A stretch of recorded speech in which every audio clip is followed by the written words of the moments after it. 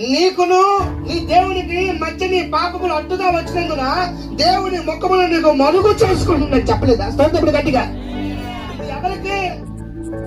పాపులకి. పాపము చేస్తూ బ్రతుకుతున్న వారికి దేవుని ముఖం, ఆ సూర్యకాంతి, నీతి సూర్యుడు బయలుపరచబడట్లేదు.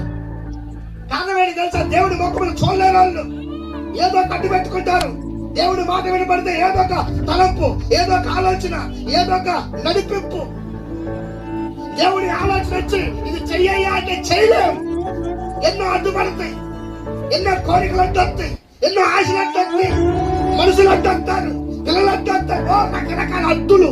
స్తోత్రం గట్టిగా. అందుకు వచ్చే దేవుడి ముఖం వాళ్ళు అగపడదు.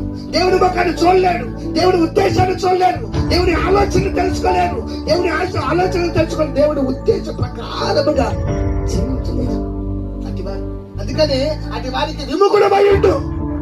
నేను లోకము నుంచి, పాపము నుంచి, మనుషుల నుండి, లోక సంబంధమైన జీవితం నుంచి నేను ఏర్పరచా.